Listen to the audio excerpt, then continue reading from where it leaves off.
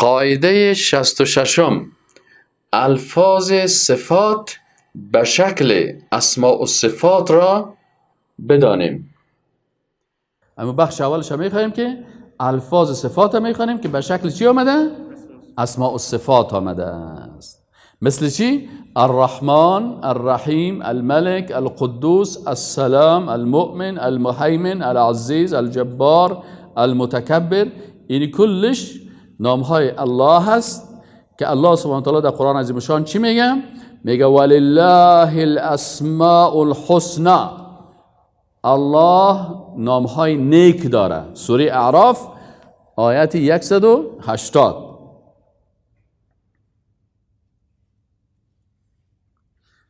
اسماء و صفات چرا یک کسی از شما پرسان میکنه میگه چرا نام های الله را اسماء و صفات میگن؟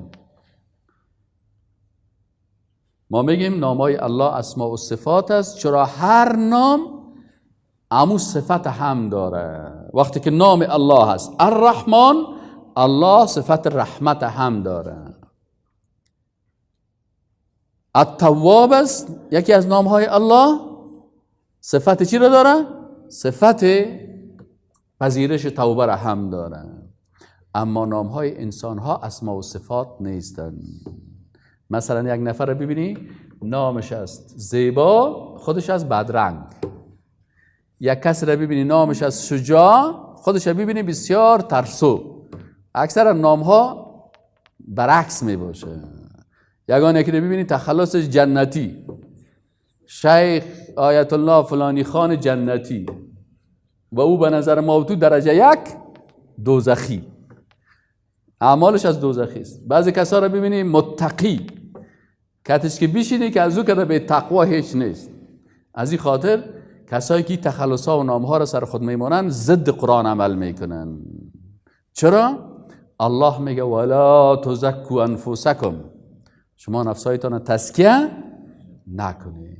پس سرتان نام هایی را که خدا تزکیه میکنی بر مردم که من متقی هستم و من جنتی هستم و من فردوسی هستم و من فلانی هستم، ولا تزکوا انفسکم هو اعلم بمن اتقى. الله میفهمه که کی با تقوا هست. فهمیدی یعنی؟ پس از نام های انسان ها اسماء و صفات نیست. نام های الله چی است؟ اسماء و صفات است. چرا اسماء و صفات است؟ به خاطر که هر نام الله همون صفت هم دارند. حکم اسماء و صفات چی هست؟ حکم اسماء و صفات توقیف است. حکم اسماء و صفات چی است؟ حکم اسماء و صفات توقیف است. توقیف چی مانا؟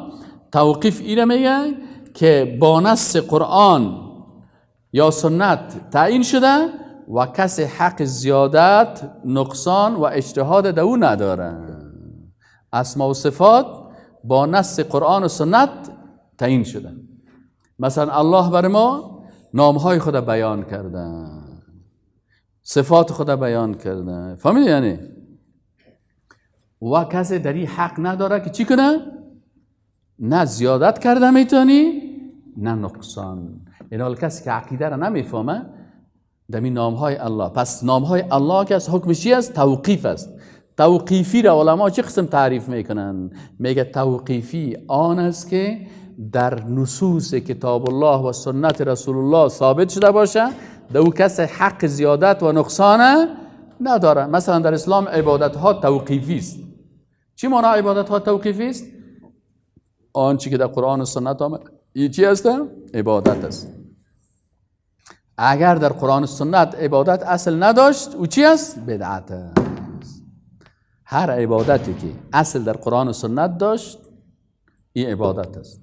و اگر کسی به نام عبادت کرد و اصل در قرآن و سنت نداشت این چی است؟ این بدعت است. پس نام های الله چی است؟ توقیفی هست. یعنی ما باید از کتاب الله و سنت رسول الله صلی بگیریم و در او حق زیادت و نقصان و اجتهاد نداریم. کسایی که نمیفهم باز نام را میکشه که عاشق است و معشوق است، خمار است و بعضی اصطلاحات العیاذ بالله به الله استعمال میکنن که چیست؟ و الله میگه و ذر الذین یلحدون فی اسمائه. کسایی که باز زیادت و نقصان میکنن در نام های الله، این الحاد میگن. میخوانیم ان